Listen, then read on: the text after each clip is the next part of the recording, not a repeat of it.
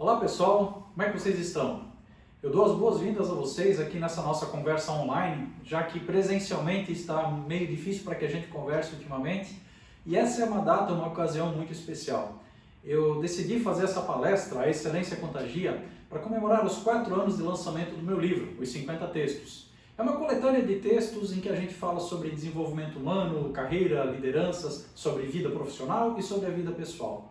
E a ideia de fazer essa palestra online hoje é justamente fazer com que essa conversa chegue o mais longe possível para o maior número de pessoas possíveis. Eu digo isso porque ao longo desses 4 anos, essa palestra, A Excelência Contagia, que saiu integralmente do livro 50 Textos, desse livro que está aqui, foi vista e foi ouvida por muitas e muitas pessoas. Eu agradeço muito a Deus e a todos vocês que eventualmente tiveram a oportunidade de assistir essa palestra presencialmente em alguma outra ocasião. Ela por si só tem muita história. O livro por si só tem uma própria história. E se juntar tudo isso, dá uma outra grande história e uma outra grande palestra, mas que fica para uma outra conversa que a gente possa fazer aí futuramente. Mas a minha intenção hoje é de começar contando ou falando da Excelência Contagia com uma pequena história. Uma história de verdade, uma história que aconteceu. Aconteceu lá nos anos 60 nos Estados Unidos. Havia 2 professores da área de psicologia da Universidade de Stanford que queriam tratar ou falar sobre o comportamento humano. De uma forma bem simples, porque o ser humano reage de uma forma numa determinada situação e porque ele se comporta de uma outra forma em outra situação. O que faz com que a gente tenha ações e reações diferentes dependendo do contexto, dependendo do dia. Então eles se puseram a fazer uma pesquisa. E a pesquisa foi bem interessante. Eles pegaram 2 carros, 2 automóveis semelhantes, da mesma marca, do mesmo modelo, todos iguais, e puseram um desses carros estacionados na rua, num dos bairros mais pobres da cidade de Nova York, que teoricamente, vamos dizer assim, seria a metáfora da pobreza, da maior pobreza daquele país. Então eles deixaram esse carro estacionado num bairro chamado Bronx, em Nova York. No mesmo dia, eles pegaram outro carro, igual, e deixaram estacionado numa rua de um bairro bem rico da Califórnia, do outro lado do país. Então vejam só, no mesmo dia, 2 carros iguais, estacionados na rua, em cidades completamente diferentes, com padrões de vida completamente diferentes. Ninguém viu quem deixou, ninguém sabe quem foi. E lá os carros ficaram. Bom, depois de uns 2 ou 3 dias, eles se puseram a analisar o que aconteceu com aquele carro que estava estacionado no Bronx, na área mais pobre. E talvez fosse até desnecessário dizer, e seria talvez nem uma surpresa, que eles viram que aqueles carros estavam completamente depredados, vidros quebrados, o que deu para roubar, roubaram, vandalizaram, enfim, picharam, destruíram o carro que lá estava estacionado, porque deram sopa, deram mole, deixaram o carro lá parado e assim as pessoas deram um jeito de depredar aquele bem. No mesmo tempo, eles deram uma olhada no carro que estava estacionado lá no bairro mais nobre, na Califórnia, para ver o que havia acontecido com o carro naquele mesmo tempo. E ele estava intacto, imaculado. Estava do jeito que havia sido deixado. Bom, preconceitos à parte, ou preconceitos à parte, a gente já poderia tirar ali uma conclusão que nos levaria a dizer o seguinte: então quando as pessoas são mal educadas, ou quando as pessoas são pobres, ou quando as pessoas não têm muito respeito por aquilo que não é delas, elas estragam mesmo, porque pessoas mal educadas não valorizam aquilo que é delas, muito menos aquilo que não é dela, aquilo que é delas. Só que essa conclusão é precipitada e errada, porque eles queriam descobrir outra coisa. E sabe o que eles fizeram? Eles foram naquele carro que estava estacionado no bairro de área nobre, que estava intacto, limpinho e imaculado, e quebraram um dos vidros do carro. Quebraram.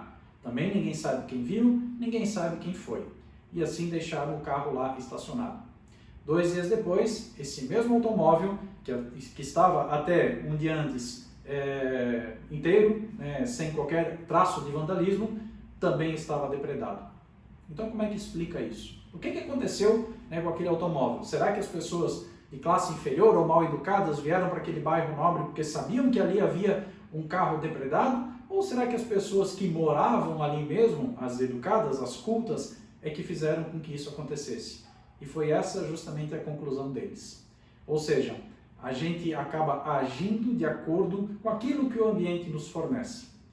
Essa história que eu resumi para vocês, ela constituiu uma teoria, gerou uma teoria chamada Teoria dos Vidros Quebrados.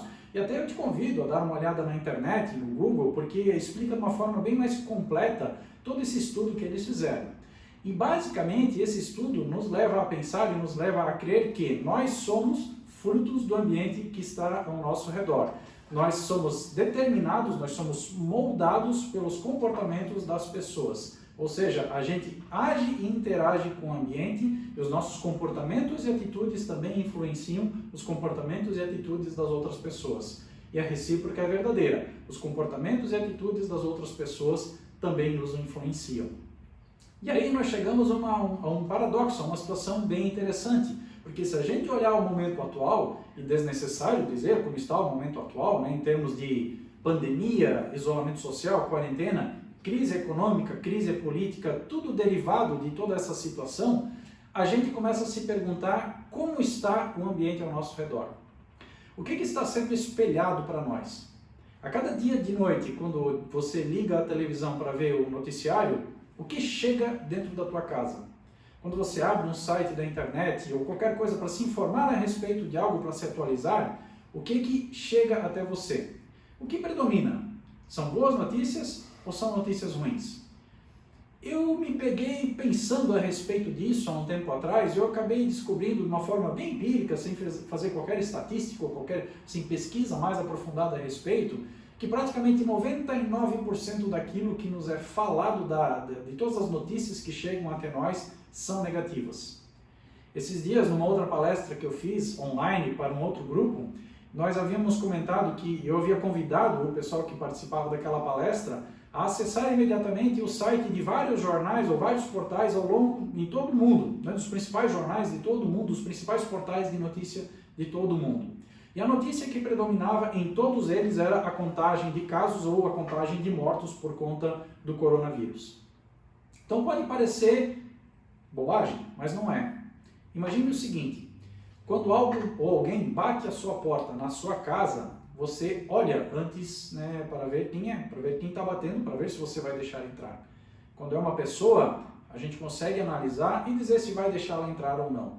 Mas quando são notícias, quando são comportamentos negativos, quando são energias ruins, a gente é descuidado com relação a isso. Então nós temos que ter muito cuidado com aquilo que está sendo espelhado para nós, com aquilo que está sendo entregue para nós.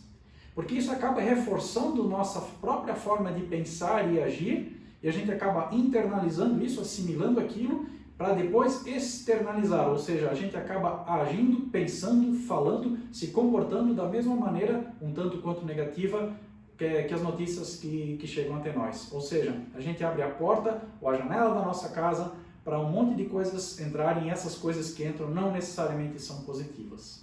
Você já chegou a pensar nisso? O que a gente está espelhando? E o que está sendo espelhado para nós? Como é que nós temos reagido a respeito? Eu estive há poucos dias conversando com um amigo meu, um médico. Um amigo de longa data, amigo de infância, um médico muito bom, muito inteligente, muito renomado, e é daqueles médicos que, claro, que apesar de ter uma especialização, ele entende de vida e do corpo humano como um todo, então ele entende que a gente é muito mais do que apenas um corpo. E ele falou de forma literal, as pessoas que vêm se tratar comigo para investigar as coisas que estão acontecendo, e a gente faz os exames, o tratamento todo necessário, toma um remédio, não toma um remédio, enfim, a gente vai trabalhar de forma científica com relação a isso. Mas eu também recomendo que ela se afaste de certas coisas que são negativas e nocivas para elas. Porque não sei se vocês já repararam, parece que uma nuvem negra paira sobre nós, sobre o mundo todo nesse momento, e parece que a gente está somatizando muitas dessas coisas negativas. E eu volto a dizer que se a gente quer falar de excelência e excelência que contagia, nós temos então que ter comportamentos e atitudes de excelência para que essa excelência contagie as pessoas, e não o contrário, para que pensamentos negativos ou atitudes negativas contaminem as pessoas e o ambiente que está ao nosso redor. Sabe por que isso é importante? Porque isso acaba formando a nossa imagem, a imagem pessoal.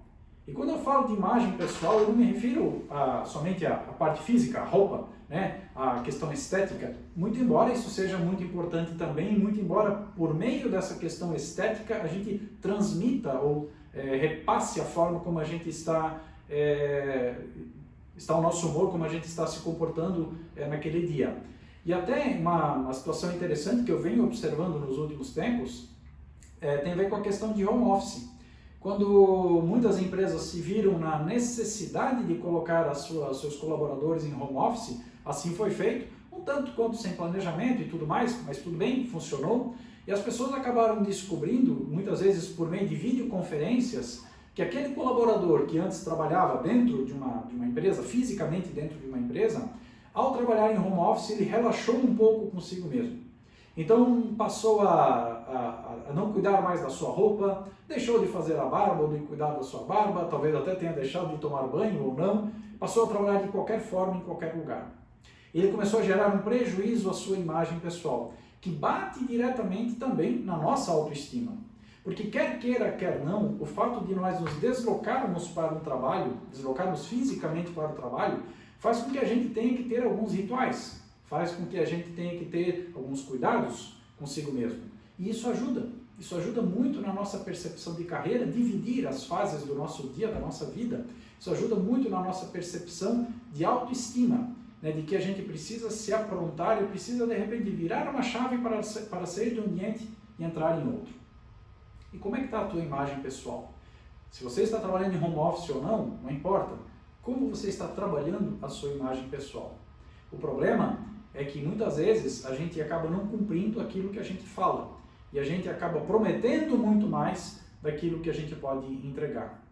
E aí nós geramos um sentimento chamado frustração. Frustração é mais ou menos o abismo, né? Como seria assim o abismo entre aquilo que você promete e aquilo que você entrega, quando entrega muito menos. Aquilo que você diz que vai fazer com aquilo que você efetivamente faz. Aquela pessoa que você promete que vai ser no relacionamento, no trabalho, na vida, e aquela pessoa que você efetivamente é. A diferença entre esses dois polos se chama frustração.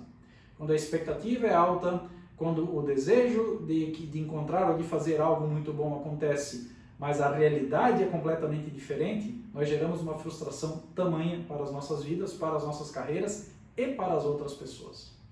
E aí isso gera uma desconfiança. A desconfiança de que a gente não consegue mais entregar aquilo ou ser mais aquela pessoa que nós outra hora fomos ou que nós prometemos ser. Mas não tem a ver com perfeição. Não se preocupem com isso. Ninguém é perfeito. Erros são cometidos. A gente erra. As pessoas falham. A gente às vezes não consegue entregar coisas que prometemos. A gente às vezes não consegue entregar ou realizar aquilo da forma como a gente prometeu. Essas coisas são naturais e normais, desde que elas aconteçam de forma inconsciente ou involuntária. O problema é quando a gente voluntariamente acaba frustrando as pessoas. E essa é uma agressão muito forte que nós podemos ter com o nosso colega do lado, com o nosso cônjuge, nas nossas relações, né? De prometer algo e de fazer com que aquele algo não seja cumprido. Existe uma decepção muito grande e isso pode prejudicar em muito a nossa própria imagem. De uma forma mais simples, até de uma forma mais direta, na nossa vida, no nosso dia a dia, com a sua imagem, cuidado com aquilo que você está divulgando nas redes sociais, por exemplo. Cuidado com as tuas opiniões. Não que você não tenha direito de tê-las, mas cuidado com a forma como você as expressa. Cuidado com o que você fala, cuidado com a imagem que você transmite e, principalmente, cuidado com o impacto de tudo aquilo que você vai falar e você vai fazer. Nós somos observados o tempo todo. Isso eu posso te garantir. Inclusive, hoje, as redes sociais são usadas como ferramentas fantásticas e fundamentais para processos de seleção ou promoção interna. Há empresas que usam muito as redes sociais para identificar se aquele colaborador tem congruência naquilo que ele faz e naquilo que ele fala.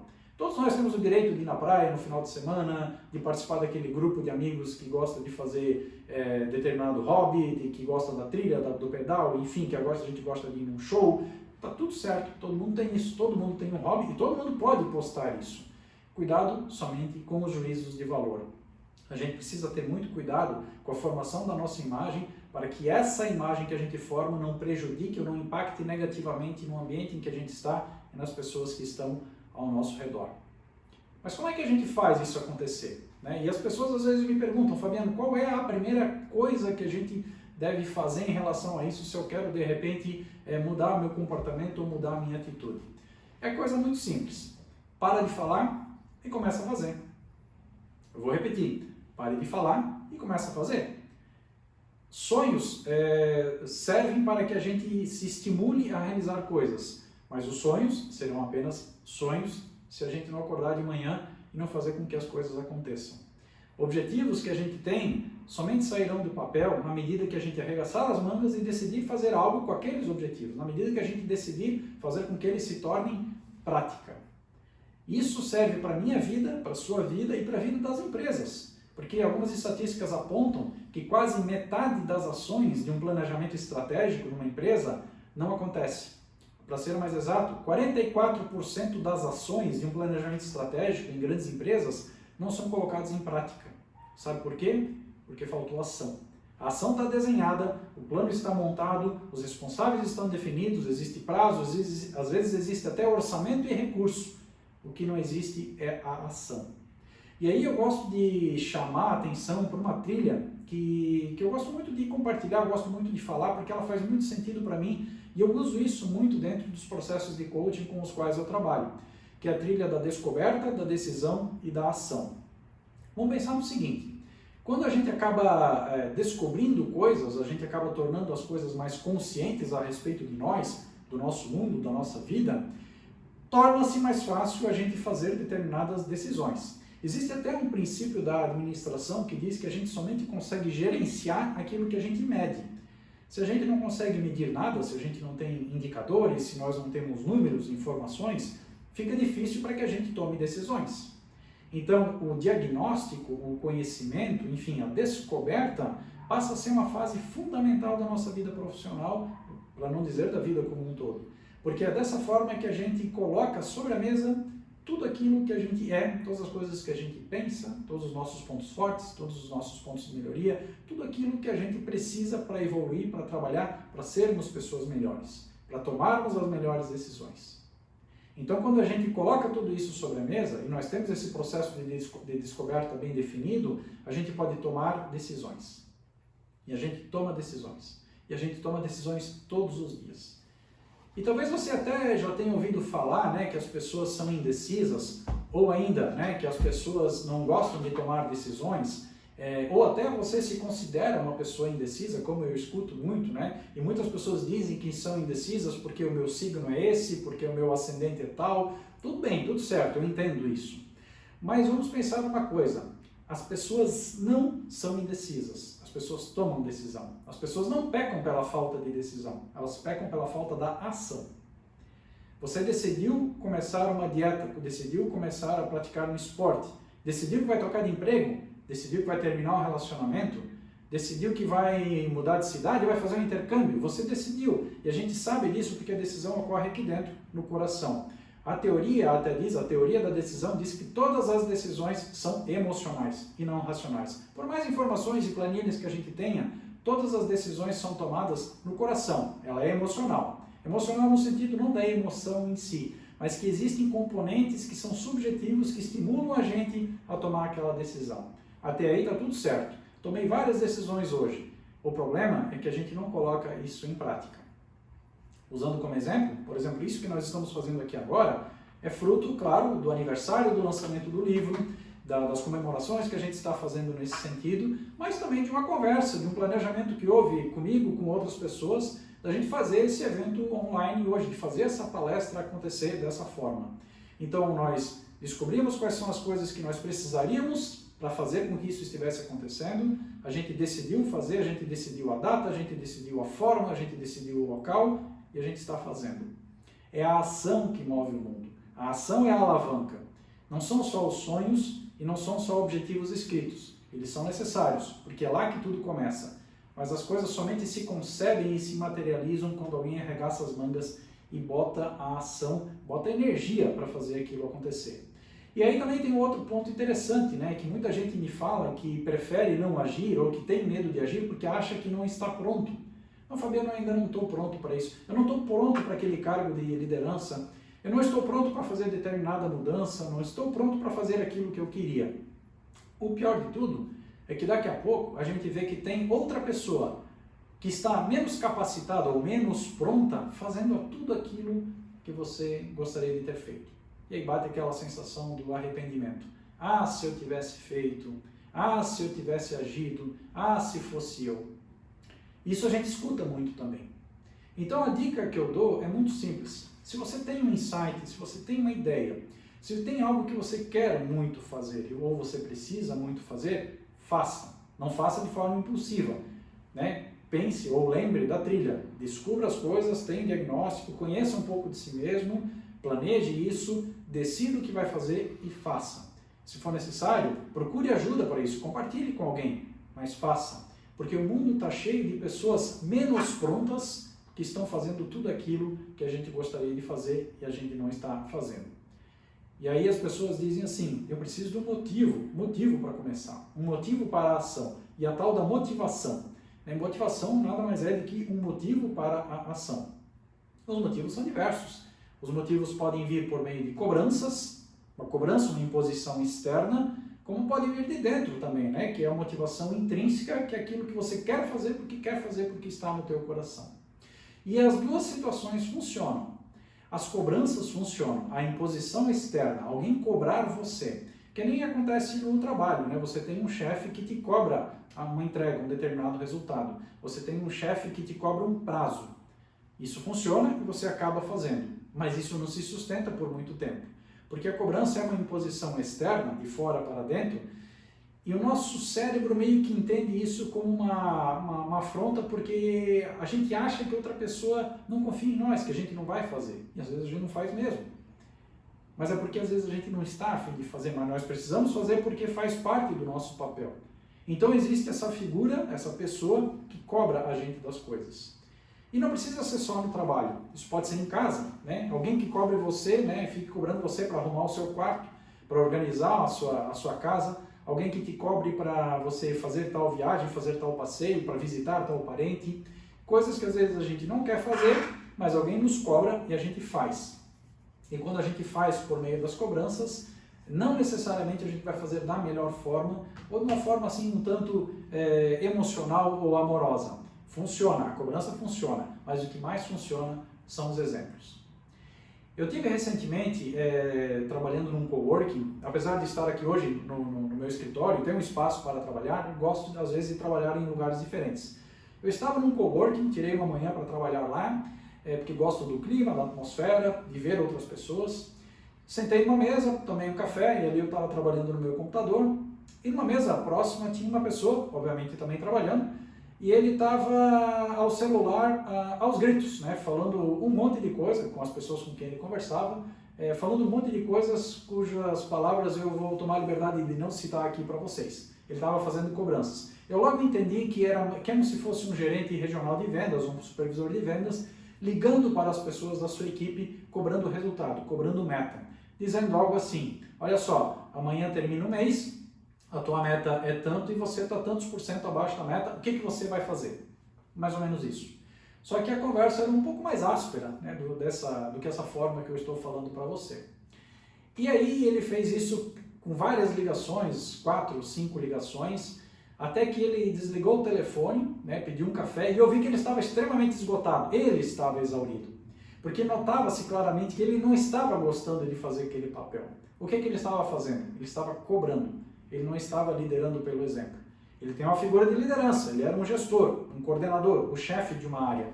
Mas a atuação dele enquanto gestor estava completamente inadequada em comparação com aquilo que a gente fala de dar exemplos. Como é que ele poderia ter agido? Não sei. Naquele momento? Não sei. Mas certamente, ao longo do mês, desde o dia 1º, seria muito mais salutar que ele tivesse acompanhado as pessoas e falado diariamente com elas, de uma forma até sutil, de uma forma parceira, daquele que se coloca ao lado da pessoa para trabalhar com as dificuldades ou os pontos de melhoria que ela precisa trabalhar. Mas não, eventualmente ele deve ter deixado isso para o final do mês. Eventualmente a cobrança, a forma mais incisiva e dura, seja a única ferramenta, a única forma que ele tem para fazer isso. Talvez ele não tenha o insight ou até a vontade de fazer com que o trabalho dele se desenrole de outra forma. Talvez isso faça parte da cultura da empresa onde ele trabalha. Eu não sei. O fato é que esse modelo não se sustenta. Tanto é que, um tempo depois, uma pessoa dessa empresa acabou me procurando e dizendo que não dava mais para trabalhar lá porque a forma como as coisas aconteciam, a forma como as pessoas eram cobradas, as condições de trabalho não eram adequadas. O que acaba acontecendo? Rotatividade, perda da moral, perda de produtividade, perda de venda e, sobretudo, um prejuízo enorme para a saúde de todo mundo. A cobrança não é o problema é a forma como a gente cobra. Então, ao invés da gente ficar só trabalhando nessa imposição externa, por que a gente não trabalha com as coisas de dentro para fora? Sabe por que o exemplo funciona? A liderança pelo exemplo, que você já deve ter ouvido falar diversas vezes. A liderança pelo exemplo funciona porque o exemplo se conecta com os nossos valores. Você vê uma pessoa fazendo algo que faz sentido. Você vê uma pessoa, pode ser o teu líder, o teu chefe, o teu gestor, você vê ele falando algo que para ti faz sentido, de uma forma adequada, respeitosa e educada. Ele consegue argumentar positivamente nesse sentido. Isso faz sentido para ti. E aí, você se conecta com ele dessa forma, porque isso passa a fazer parte do teu conjunto de valores também. Então não precisa haver cobrança, porque a gente vai trabalhar, porque entende que é necessário, faz parte do jogo. A gente vai entregar os resultados, as metas, os prazos, porque faz parte da regra do jogo. E a gente vai fazer isso, sobretudo, porque a gente se conecta com esses valores, porque entende que aquilo é importante não só para aquele profissional, mas também para aquela empresa. Perceba que isso tem a ver com excelência. É a excelência que contagia. Qual será que é a equipe que vai ser mais unida? Aquela que tem um líder que briga muito, esbraveja muito, xinga muito, ou aquela que tem uma que as coisas ocorrem de uma forma mais fluida, ainda assim de forma eficiente e produtiva, mas que existe um diálogo, uma relação mais harmônica, em que as pessoas gostam de estar lá. Qual é o valor que mais importa? O valor financeiro da meta ou o valor que a gente carrega dentro de nós, né, que são os princípios dos quais a gente não abre mão? Então, quando eu digo que a gente deve parar de falar e começar a fazer, eu cito aquela frase do Gandhi: seja você a mudança que você quer ver no mundo. Seja você a mudança que você quer ver no mundo. Não espere de outra pessoa. Não espere outra pessoa melhorar para você melhorar. Aquela coisa que me parece assim, aquela briga de namorado de adolescente, né? Eu só vou melhorar se ele melhorar. Eu só peço desculpa se ele pedir desculpa, né? Eu vou fazer bico porque ele está fazendo bico também. Já passamos dessa fase. E quando isso acaba acontecendo nas nossas relações, a gente vai se deteriorando gradativamente. Então não deixe isso acontecer. Se você quer ser uma mudança, se você quer mudança, seja você essa primeira mudança. Porque senão acontece o seguinte: anos atrás, eu vou citar um exemplo, uma história que aconteceu comigo. Anos atrás eu trabalhava numa indústria, no meu primeiro cargo de liderança. Eu me tornei supervisor de uma área industrial de uma grande empresa aqui da região. Eu era muito novo, né, e era meu primeiro cargo de liderança, não sabia nada, né, tinha muito pouca experiência. E eis que uma das pessoas que trabalhava comigo era um rapaz que tinha sempre bem-humorado, um baita profissional, entregava bem os resultados e tudo mais, todo mundo gostava dele. De repente ele se mostrou meio triste, meio abatido, cara um pouco fechado, semblante um pouco diferente, ele não estava bem. Aí eu chamei ele para conversar e perguntei o que estava acontecendo, né, se havia algo que eu podia fazer. E ele me relatou que estava tendo alguns problemas em casa, alguns problemas familiares, alguns problemas sérios na época, e que aquilo estava abalando muito o estado dele, o estado de ânimo dele, e por isso que ele estava tão fechado, tão diferente e tudo mais. Perguntei a ele o que eu poderia fazer, e ele disse: nada, mas só o fato de você ter perguntado já agradeço, né? Eu digo isso, gente, pelo seguinte: os colegas de trabalho que viam ele dessa forma, isolaram ele, isolaram o X, isolaram o problema. Isolaram em que sentido? Ignoraram. Eles viram que a pessoa não estava tão divertida como estava antes e decidiram ignorar aquela pessoa. E eu sei que é difícil. E a gente deve fazer, como diz o professor Marins, né, nas 10 dicas para se viver com entusiasmo. A primeira delas é: afaste-se das pessoas e fatos negativos. Então ele nos diz o seguinte: afaste-se de tudo aquilo que há de negativo ou de toda pessoa que é negativa. E é difícil a gente se afastar de um fato negativo sem se afastar, às vezes, de uma pessoa que é negativa. Então o que nós podemos fazer? Se eu sou o líder de uma equipe, eu preciso me colocar à disposição para que aquele assunto seja acessado e talvez trabalhado e resolvido de todas as formas que eu puder ajudar. Se eu faço parte de uma equipe e vejo que eu tenho um colega que está num dia ou em alguns dias que não está bem, eu posso procurá-lo e posso também me colocar à disposição. Sabe por quê? Porque amanhã depois eu vou ser a pessoa que estarei assim. E eu não quero ser esse X que vai ser isolado. Eu não quero ser o problema que vai ser isolado. Eu não quero ser aquela pessoa que quando a gente chega para jantar ou para almoçar, as pessoas levantam porque não querem a sua companhia. Não seja assim. Você tem sempre a oportunidade de ajudar para ser ajudado. E lembre-se novamente da excelência que contagia. Nós influenciamos e somos influenciados pelos comportamentos e atitudes das pessoas, numa relação contínua de troca com o ambiente. O ambiente ao nosso redor é produzido por nós. As pessoas que estão ao nosso redor, sejam bem-humoradas ou mal-humoradas, elas estão assim muito porque nós também assim produzimos e damos essa condição para o ambiente. A nossa força nisso é muito grande. Então, o líder precisa ficar atento a esse contexto e trabalhar especificamente aqueles fatores de negatividade, de emoções que não estão bem resolvidas e comportamentos e atitudes que não são legais. E nós, enquanto parte de uma equipe, precisamos entender que as pessoas sim podem ter problemas, porque amanhã depois a gente pode ter problemas também. Ou seja, é uma desordem. Olha o mundo como está agora. A gente está vivendo um caos, uma desordem muito grande. E não dá para dizer que tem alguém que passa incólume por isso, que não tem ninguém afetado. De uma forma ou de outra, todo mundo acaba sendo afetado. E a gente acaba demonizando muito esse caos todo, essa desordem. E eu acredito nisso, porque o baque na economia e nas nossas relações, e até na nossa própria saúde, é muito grande. A própria Organização Mundial da Saúde já está advertindo, já está antecipando que o prejuízo emocional para as pessoas, num curto ou médio prazo, vai ser muito grande. Mas vamos lá, vamos tentar olhar para as coisas de uma forma também um pouco positiva. O que há de bom em tudo isso? O que pode ter resultado de bom em tudo isso que está acontecendo? E aí é que está a diferença. Tem muita gente então que ficou de férias, afastada do trabalho, muitos perderam o emprego, e às vezes eu pergunto para essas pessoas o que elas fizeram durante esse período.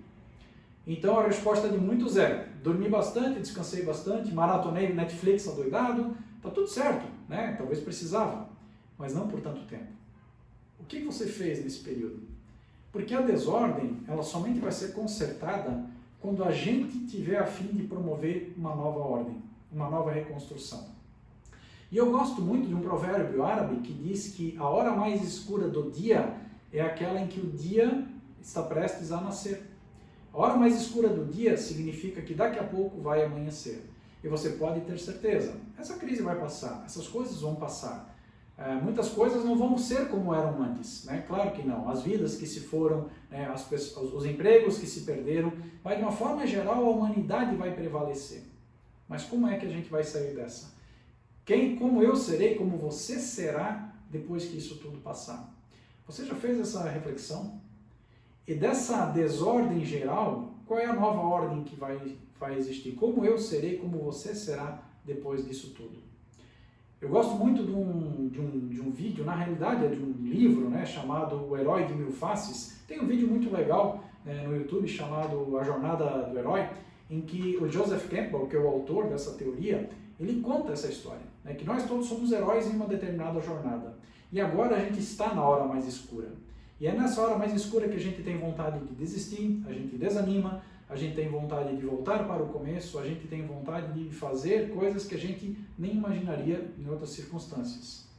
O que a gente ignora é que, se continuarmos nessa caminhada, a gente vai chegar lá. E a gente vai chegar de uma forma muito mais forte, muito melhor, muito mais evoluída. E nisso você pode acreditar, porque tudo isso que está acontecendo tem feito com que as pessoas olhem para si mesmo de uma forma diferente. Olhem para si mesmo de uma forma um pouco mais humanizada e principalmente de uma forma um pouco mais preocupada com aquilo que a gente deixa de conviver ou viver no nosso dia a dia. A gente gosta das coisas previsíveis, eu sei. A administração, inclusive, que é a minha ciência, a minha área de formação, gosta de falar do planejamento. O planejamento é deixar as coisas todas planas, planas como se fosse o tampo de uma mesa. Mas a vida não é assim plana. A gente faz os planos, mas a vida não é assim plana. Então, para esses percalços que ocorrem, nós temos que ter soluções. E talvez seja ali, com esse percalço, que a gente vai ter um grande aprendizado. Então, nenhuma desordem, nenhum caos dura para sempre. Então, desse caos, dessa desordem, virão coisas novas. e você pode ter certeza que essas coisas novas vão nos beneficiar. Mas o que é preciso acontecer para que isso assim apareça e surja na nossa vida? É preciso liderança. E não só liderança no sentido hierárquico, né? No sentido de cargo de liderança, e sim a liderança de ti mesmo. É de você chamar para você o papel, a responsabilidade pela tua vida e pela tua carreira. Tom Peters, que é um escritor americano, lá nos anos 90, ele já dizia que o futuro do trabalho, ou o futuro da carreira, não seria tanto na questão do emprego, e sim seria na questão da marca você. E ele tem um livro, inclusive, chamado A Marca Você, em que você seria uma empresa. E eu não estou falando também de empresa constituída juridicamente, eu estou falando de você enquanto profissional emprestar o teu talento, os teus conhecimentos para qualquer empresa, para qualquer negócio, para qualquer área. Mas Fabiano, eu sou um analista financeiro, eu sou um assistente de vendas, eu faço o trabalho no suporte de uma empresa de TI. Como é que eu posso ser uma empresa? Como é que eu posso ter uma marca? Como é que eu posso me ver assim? E você deve se ver assim. Porque se você ignorar esse fato, você estará também ignorando o fato de que a tua carreira daqui a 10 ou 15 anos está sendo construída no dia de hoje. O legado que você tem que deixar não é o legado que você vai precisar ou deve esperar envelhecer e morrer para deixar para as outras pessoas. O legado que você vai construir está sendo, o legado que você vai deixar está sendo construído agora, nesse exato momento. Não importa a profissão que você tenha, não importa a idade que você tenha ou o cargo que você tenha. Tudo que a gente precisa é liderar a si mesmo nesse processo de crescimento e evolução. Então estude, melhore, seja sempre um profissional melhor, seja sempre uma pessoa melhor, porque esse legado fica. E amanhã depois, quando perguntarem de você, quando pedirem uma indicação em outra empresa, eles vão saber dizer que você deixou um legado positivo. E eu tenho até um exemplo que tem acontecido agora há poucos dias, né? O meu pai quis pintar a casa dele. Então ele procurou por indicações de pintores e tudo mais, então teve uma pessoa que indicou um pintor para pintar lá a casa do meu pai. E essa pessoa veio, fez o serviço muito bom, muito limpo, muito certo, muito justo, muito honesto. Um pintor, sem desmerecer a profissão. Mas às vezes a gente imagina que deixar legado é só para aqueles caras que têm aqueles grandes CEOs, aqueles grandes artistas, aqueles grandes escritores. Não, isso é para qualquer pessoa, qualquer profissão. Isso é para você, isso é para mim. Deixe o teu legado, lidere-se nesse processo. Não espere que alguém diga o que você precisa fazer. Chame para si a responsabilidade, porque o mundo está cheio de pessoas que estão esperando que os outros digam o que elas devem fazer. Lidere o seu próprio processo. Seja líder. Agora, se você quiser ser líder de fato, né, eu costumo dizer assim, né, que na posição hierárquica, a liderança é algo solitário. A liderança da tua vida é algo solitário. Tem um escritor chamado Gordon Huckley, que ele diz que é solitária a cabeça que ostenta uma coroa. É solitária a cabeça que sustenta uma coroa. Na Inglaterra só existe uma rainha. Numa tribo de índios só tem um cacique. Numa empresa só tem um diretor ou um presidente. Inclusive isso é uma premissa da administração, a unidade de comando, a unidade de direção. Isso precisa ser assim para que as pessoas enxerguem que ali tem um líder e aquele é o líder, senão a gente corre o risco de que as coisas se percam. Agora, qual é a cabeça, né, que sustenta essa coroa? Esse exercício de liderança é solitário. E essa coroa vai pesar sobre a tua cabeça, sob a forma das responsabilidades, das decisões e das ações que você vai chamar para você. E muitas vezes eu costumo me pegar pensando, né, a respeito de certas responsabilidades que a gente assume para si mesmo. E será que todas elas fazem parte da nossa vida ou deveriam fazer? Percebam que se você é um líder de uma equipe, você tem pessoas ao seu lado. Será que todos eles estão contigo mesmo ou somente estão ao teu redor? Será que todos eles estão te ajudando mesmo a carregar o peso da coroa ou somente estão contigo para ver a hora que você vai tropeçar? E isso é natural acontecer em qualquer grupo organizado, onde existe hierarquia, onde existe grupo, onde existem pessoas, e nós todos estamos envolvidos nisso, em qualquer lugar, em qualquer ambiente. Então, onde existe isso, existe uma liderança e podem haver forças contrárias ou favoráveis àquela coroa que está sendo sustentada pela cabeça do líder. E ali que nós começamos a fazer algumas diferenciações importantes. O mercado hoje, o mercado de trabalho é muito engraçado. Seria, né, engraçado se hoje não estivesse tão triste por causa da crise. Mas em tempos normais a gente vê que existe um desemprego.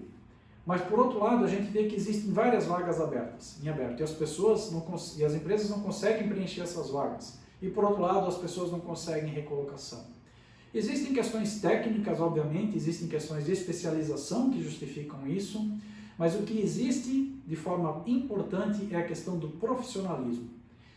Existe uma estatística que ela não é tão exata assim nos números, mas vira e mexe ela oscila entre 70% e 80% de pessoas que afirmam que pedem a demissão de empresas por conta de questões comportamentais, ou seja, pessoas pedem demissão de outras pessoas. Ao mesmo tempo, existem empresas que manifestam que grande parte das pessoas que perdem seus empregos perdem por questões comportamentais. Você chega numa empresa e aí você de repente vê que um dia aquela pessoa que sempre esteve lá não está mais. Onde é que está o fulano? Foi desligado. Por quê? Estava com um conflito aqui, estava chegando muito atrasado, estava muito mal educado, estourava muito, enfim. Quantas vezes eu vi isso acontecer? Quantas vezes você viu isso acontecer? Ou quantas vezes talvez isso tenha acontecido com você? O que não falta no mercado são profissionais, o que falta é profissionalismo.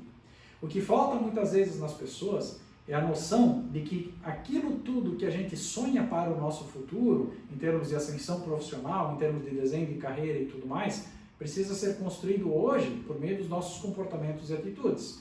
Hoje, embora eu não tenha um cargo de liderança, eu preciso ser um funcionário com excelência, no sentido não só do excelente na entrega, mas do excelente no comportamento. E essa minha excelência precisa contagiar.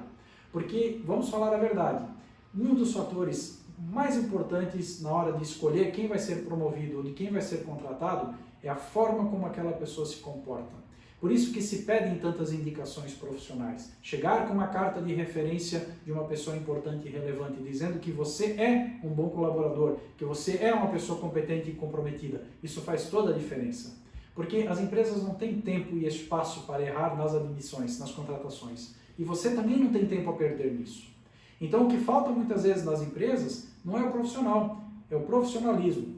Como dizia Peter Schultz, presidente da Porsche, da Mundial Porsche, lá nos anos 80, ele preferia contratar as pessoas pelo seu caráter, pela sua honestidade, porque o restante, a parte técnica, ele treinaria depois. E aí a gente vive hoje, numa fase, numa ânsia de que muita gente quer ser promovido. E eu tive até, faz mais ou menos um ano, uma conversa com uma pessoa que veio me procurar, porque queria, enfim, algumas dicas sobre como se portar diante de uma situação de promoção que ela havia almejado. E aí eu perguntei para ela do porquê essa promoção, por que queria tanto aquela promoção. E estava tudo muito vinculado a questões materiais, ao salário que eu vou ganhar, ao status que eu vou ter, à mesa que eu vou ocupar, e tudo isso faz parte, isso é do merecimento. A gente só precisa lembrar que com isso tudo vem uma carga de responsabilidades muito grande, porque o preço da liderança é mais alto do que às vezes a gente imagina. As responsabilidades que vêm junto são altas, mas ainda assim vale a pena. Sabe por quê? Porque é um processo de aprendizado que nenhuma escola te dá. É um processo de aprendizado que em nenhum lugar você vai ter. A experiência de você trabalhar numa equipe com um bom líder é inegável. A experiência de você trabalhar numa equipe com pessoas competentes e produtivas é indiscutivelmente muito boa. E a experiência de ser um líder de uma equipe assim também é muito boa. E às vezes eu faço essa pergunta para as pessoas, nas quais eu trabalho, em processos de coaching, nas consultorias, e eu peço para que elas me falem sobre o primeiro líder, o primeiro gestor, chefe, enfim, que elas tiveram nas suas carreiras. Você se lembra? E elas me contam se lembram, se não se lembram, enfim. E peço para que elas citem algumas características dessas pessoas. Imagina, para muitos faz 10, 15, 20, 30 anos que isso aconteceu. E eu também pergunto para elas qual foi o melhor líder, gestor, enfim, que elas tiveram ao longo de todas as suas carreiras. Às vezes é esse primeiro, muitas vezes é esse primeiro, e muitas vezes é uma outra pessoa. De qualquer maneira, essas pessoas são lembradas pelo seu legado. Alguma coisa que elas fizeram contagiou, alguma coisa que elas fizeram fez com que fossem lembradas. E perceba que hoje em dia a liderança está muito ligada a isso. Todos os livros e todas as teorias que você vai ler vão falar fortemente da liderança pelo exemplo, da liderança pelo engajamento, pelo comprometimento, sobretudo da liderança pelo relacionamento, de ser uma pessoa boa para as outras pessoas. Por que falta esse profissionalismo então? Porque a gente está dominando o conhecimento, a gente tem habilidade, às vezes a gente até tem atitudes, mas a gente esquece dos nossos valores e a gente esquece da ética. A gente esquece que a gente entra muitas vezes numa empresa que tem valores muito fortes, que tem uma cultura organizacional estabelecida, e a gente ignora aquilo ou acha que aquilo não é importante. E isso é muito ruim para a nossa carreira. Ao mesmo tempo, a gente trabalha dentro de uma empresa e a gente recebe um colega recém-contratado, que é bem diferente, se porta de forma bem diferente e que talvez até ignora, né, de forma deliberada tudo aquilo que a empresa construiu em termos de valores. E nós precisamos dizer para ele que aquilo é importante. Liderar também é isso. É como a gente abrir as portas da nossa casa para uma pessoa e também esperar que ela se comporte do jeito adequado ou do jeito que a gente espera que se comporte dentro da nossa casa. Liderança também é isso. A gente tem que saber ser. Ser no sentido de ser uma pessoa boa para as outras pessoas. Ser um bom chefe, mas também um bom líder e também ser um bom colaborador. De ser um bom colega, de ser um bom parceiro, de ser um bom amigo, de ser um bom cônjuge, de ser um bom professor e um bom aluno. A gente tem que saber ser. E o que mata muitas vezes a gente nessa relação toda é a nossa falta de reconhecimento ou capacidade de reconhecer o quanto a gente já progrediu. E aí eu falo diretamente, de forma bem específica, das redes sociais. E todos nós temos, né? Aliás, se não fossem as redes sociais, a gente não estava aqui agora conversando, né? Nós estamos aqui no Instagram, né? A gente tem o YouTube, a gente tem Facebook, a gente tem várias outras redes sociais e todas elas funcionam, e todas elas a gente trabalha, mas todas elas têm uma finalidade e cada um de nós tem uma finalidade diferente com elas. E muitas vezes eu me pergunto o quão benéfica elas são e o quão útil elas são para a nossa vida e para as nossas carreiras. E é costume muito, né, de muita gente olhar para uma rede social determinada e ver que o teu colega está postando fotos, né, de uma viagem que ele fez. Interessante até que um tempo atrás eu encontrei um amigo meu, né, aqui perto, na rua, eu saí para almoçar, encontrei ele, e eu notei que ele vinha postando várias fotos no Instagram de uma viagem que ele havia feito, né?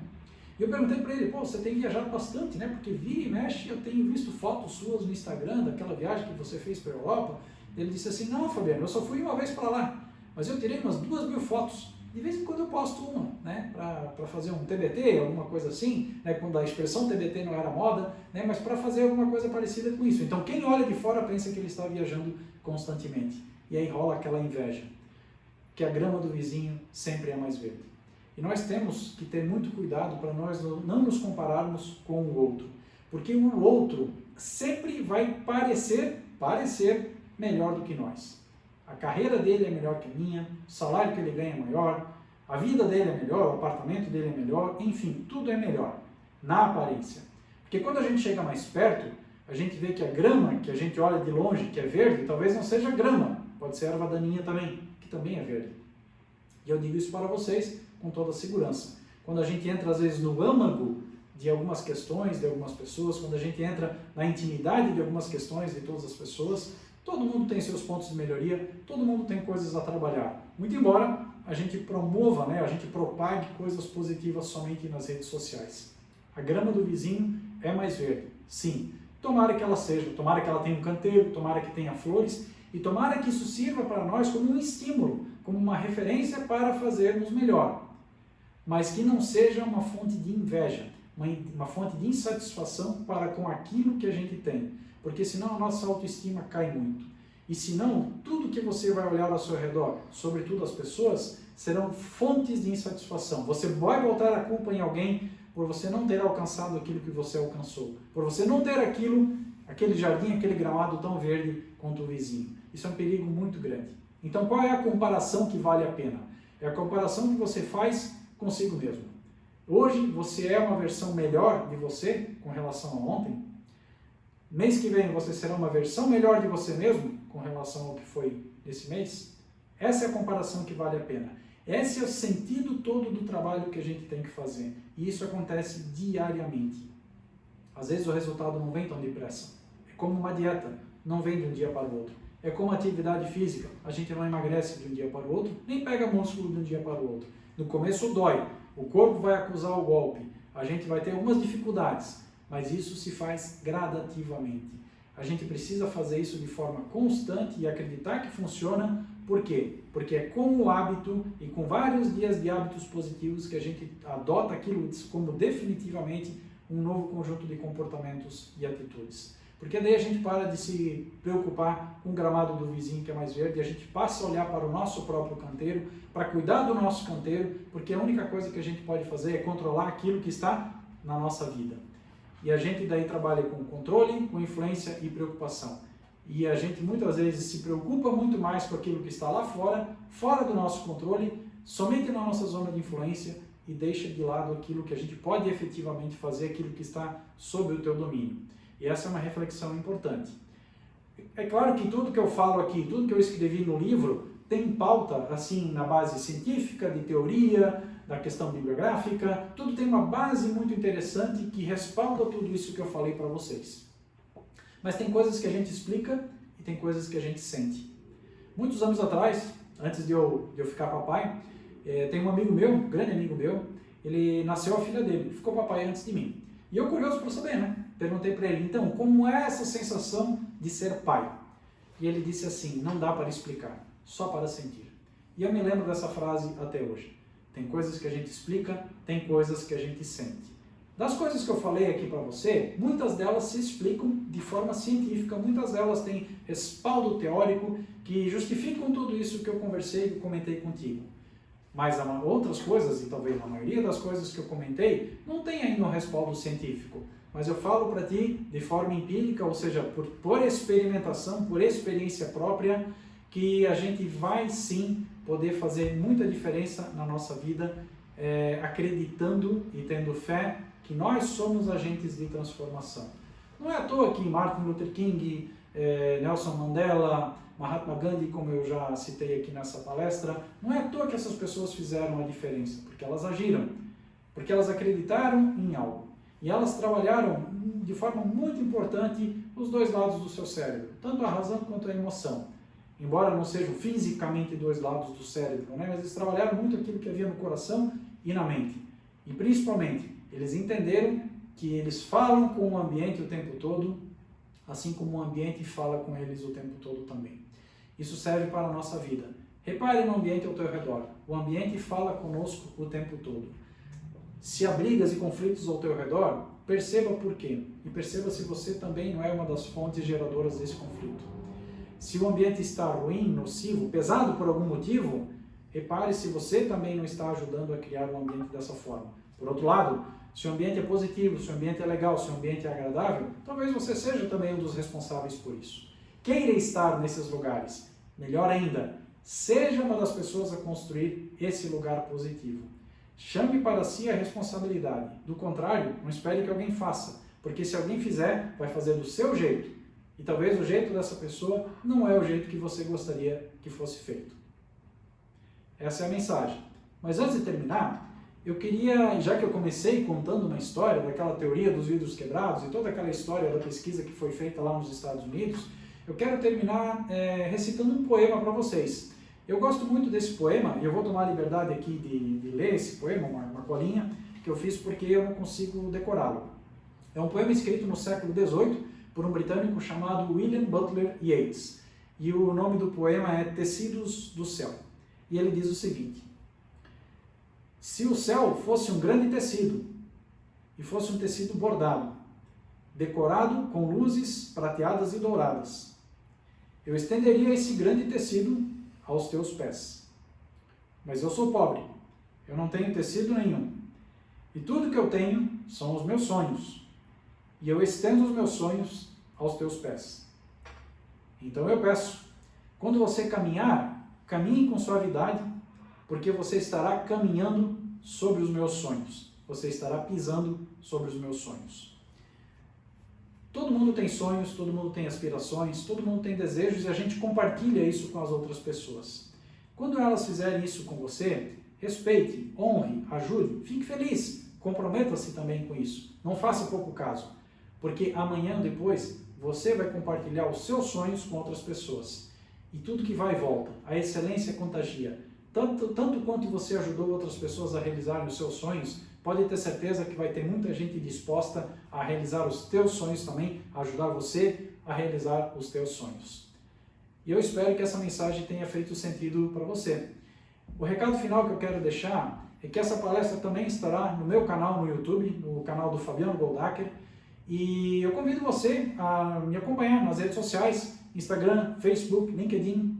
Eu estou lá, o Fabiano Goldacker está lá, assim como está a minha empresa, a Ponte ao Futuro, ponteaofuturo.com.br, também estamos em todas as redes sociais. Um convite especial que eu faço para você é de dar uma olhadinha no nosso site, na nossa loja online, no nosso livro, nos 50 textos. A gente está completando 4 anos de lançamento, assim, foi um sucesso, graças a Deus, as palestras têm sido muito boas, e eu convido você a dar uma olhadinha lá. Quem ainda não comprou, dá para comprar no site da Amazon, para ler no seu aparelho, no Kindle, dá para comprar em meio físico, e você vai ter muitos insights, muito mais do que essa palestra falou, a respeito de desenvolvimento humano, liderança e gestão. Então eu te convido a dar uma espiadinha lá, para conhecer mais sobre esse trabalho, conhecer mais sobre o livro, e também para dar uma espiadinha no nosso podcast, Coach Tutor Online, nosso podcast semanal sobre pessoas, carreira e liderança, que está disponível em qualquer plataforma, na tua plataforma favorita, e toda semana tem um episódio inédito, bem legal, falando sobre pessoas, carreira e liderança. Eu me despeço aqui, agradeço pela tua audiência e lembro que essa palestra vai estar lá no YouTube para você ver e compartilhar quantas vezes quiser. Um grande abraço e até lá!